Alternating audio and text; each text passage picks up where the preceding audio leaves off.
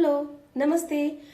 ನಾನಿವತ್ತು ಕಲ್ಲಂಗಡಿ ಹಣ್ಣು ಇರ್ತದಲ್ಲ, ಕಲ್ಲಂಗಡಿ ಹಣ್ಣು ನಾವೆಲ್ಲ ಕೆಂಪು ತಿಂದ ಮೇಲೆ ಬೆಳಗ್ಗೆ ಕೆಳಗಡೆ ವೈಟ್ದು ಇರತ್ತಲ್ಲ, ಸೊ ಅದರಿಂದ ರಾಯ್ತ, ಮೊಸರು ರಾಯ್ತ ತೋರಿಸ್ತಾ ಇದ್ದೀನಿ. ಬಹಳ ಇಂಟ್ರೆಸ್ಟಿಂಗ್ ಆಗಿರುತ್ತೆ. ಅನ್ನಕ್ಕೆ ಚಪಾತಿಗೆಲ್ಲದಕ್ಕೂ ಬಹಳ ಬೆಸ್ಟ್ ಕಾಂಬಿನೇಷನ್. ಒಂದ್ಸಲ ಟ್ರೈ ಮಾಡಿದ್ಮೇಲೆ ಅದ್ರ ಟೇಸ್ಟ್ ಹೇಗಿರುತ್ತೆ ಅನ್ನೋದು ಗೊತ್ತಾಗತ್ತೆ. ಮತ್ತು ನೀವು ಟ್ರೈ ಮಾಡ್ತಾ ಇರಬೇಕು ಅಂತ ಅನ್ಸುತ್ತೆ. ಆಮೇಲೆ ನಂಗೊಬ್ರು ಕೇಳಿದ್ರು, ನೀವು ಬೂಜುಗುಂಬಳಕಾಯ್ದು ಸಿಪ್ಪೆ ಚಟ್ನಿ ಮಾಡಿದ್ರಲ್ಲ, ನಿಜವಾಗ್ಲೂ ಚೆನ್ನಾಗಿರತ್ತಾ ಅಂತ. ಸೊ ನಾನು ಪ್ರಾಸೆಸ್ ಹೇಳಿದ್ದೀನಿ ಅಲ್ಲ, ಒಂದ್ಸಲ ಪ್ರಯತ್ನ ಪಡ್ರಿ. ನೀವೇ ಮತ್ತೆ ಮಾಡ್ಕೋತೀರ. ನಾನು ಕೂಡ ಹೀಗೆ ಮಠಕ್ಕೆ ಹೋದಾಗ ರಾಯರ ಮಠದಲ್ಲಿ ಮಾಡಿದ್ರು. ನನಗೆ ಬಹಳ ಇಂಟ್ರೆಸ್ಟ್ ಅನ್ನಿಸ್ತು. ಹೌದಾ, ನಂಗೆ ಬಹಳ ಟೇಸ್ಟ್ ಅನಿಸ್ತು. ಏನಿದು ಅಂತ ಕೇಳಿದ್ರೆ ಅವರು ಸಿಪ್ಪೆ ಚಟ್ನಿ ಅಂತ ಹೇಳಿದ್ರು. ನಿಜವಾಗ್ಲೂ ನನಗೂ ಅಲ್ಲಿವರೆಗೂ ಗೊತ್ತಿರಲಿಲ್ಲ ಸಿಪ್ಪೆ ಚಟ್ನಿ ಮಾಡ್ತಾರೆ ಅಂತ. ರಾಯರ ಮಠದಲ್ಲಿ ಹೋದಾಗ ಅವರಲ್ಲಿ ಊಟಕ್ಕೆ ಅಡುಗೆ ಮಾಡಿದ್ರು. ನಂಗೆ ಬಹಳ ಇಂಟ್ರೆಸ್ಟ್ ಅನಿಸಿ ಮನೆಗೆ ಬಂದು ಟ್ರೈ ಮಾಡಿ ನಾನು ಅವಾಗಿಂದನೂ ಮಾಡ್ತಾ ಇದ್ದೀನಿ. ಸೊ ನೀವು ಕೂಡ ಪ್ರಯತ್ನ ಪಡಿ. ಅದ್ರದ್ದು ಟೇಸ್ಟ್ನ ನೀವೇ ಇದು ಮಾಡ್ತೀರಾ, ಫೀಲ್ ಮಾಡ್ತೀರಾ. ಓಕೆನಾ? ಈಗ ಪ್ರಾಸೆಸ್ ನೋಡೋಣವಾ? ಕಲ್ಲಂಗಡಿ ಹಣ್ಣಿನ ಮೊಸರು ರಾಯ್ತ. ಬನ್ನಿ.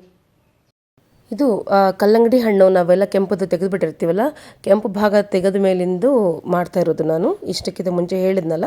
ಸೊ ಅದನ್ನು ಫಸ್ಟ್ ನಾವು ಹೆಚ್ಕೊಂಡ್ಬಿಟ್ಟು ಆ ಹಿಂದ್ಗಡೆ ಸಿಪ್ಪೆನ ನೀಟಾಗಿ ತೆಕ್ಕೋಬೇಕು.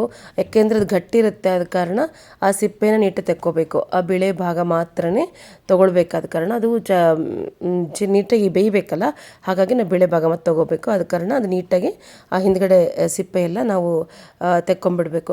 ಏನಂದರೆ ಇದು ಸೌತೆಕಾಯಿ ಥರನೇ ಇರುತ್ತೆ, ಅದೇ ಜಾತಿಗೆ ಸೇರಿದ್ದೆ ಅಲ್ಲ, ಇದು ವಾಟರ್ ಕಂಟೆಂಟ್ ಇರುವಂಥದ್ದು.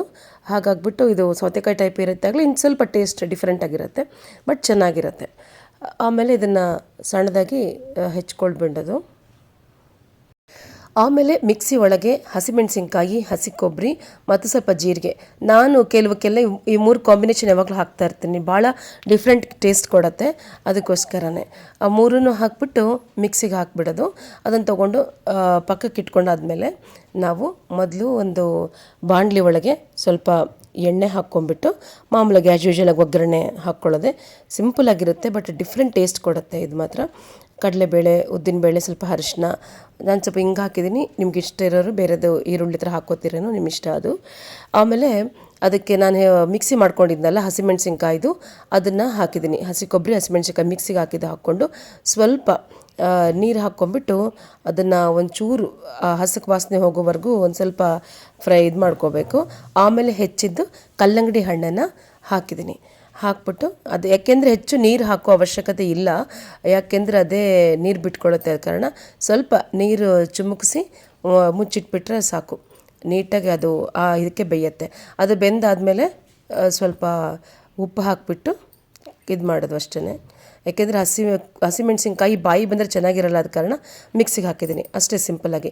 ಆಮೇಲೆ ಒಂದು ಸ್ವಲ್ಪ ಶೇಂಗಾ ಬೀಜ ತೊಗೊಂಡು ಒಂದು ಸ್ವಲ್ಪ ಇದ್ರದೊಳಗೆ ಕುಟಾಣಿ ಒಳಗೆ ಕುಟ್ಕೊಂಡಿದ್ದೀನಿ. ಯಾಕೆಂದರೆ ಇದು ಪೂರ್ತಿ ಮಿಕ್ಸಿ ಮಾಡಿದ್ವಿ ಅಂದ್ಕೊಳ್ಳಿ, ಪೂರ್ತಿ ಪುಡಿ ಆಗಿಬಿಡುತ್ತೆ. ಆ ಪುಡಿ ಅಷ್ಟು ಚೆನ್ನಾಗಿರೋದಿಲ್ಲ, ಸ್ವಲ್ಪ ಚೌಡಾಗಿದ್ರೇ ಇದು ಚೆನ್ನಾಗಿರುತ್ತೆ.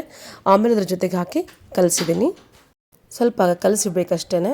ಕಲಸಿದ್ದಾದಮೇಲೆ ನಾನೊಂದು ಬಟ್ಲಲ್ಲಿ ಮೊಸರು ತೊಗೊಂಡು ಅದನ್ನು ಕಡ್ಕೊಂಡ್ಬಿಟ್ಟು ಅದನ್ನು ಇದು ಹಾಕಿದ್ದೀನಿ. ಯಾಕೆಂದರೆ ಉಪ್ಪು ಸ್ವಲ್ಪ ಇದರೊಳಗೆ ಹಾಕಿದ್ರೆ ಆದ ಕಾರಣ ಮತ್ತು ನಾನು ಈ ಮಜ್ಜಿಗೆಯೊಳಗೆ ಉಪ್ಪು ಕಲಸಿಲ್ಲ.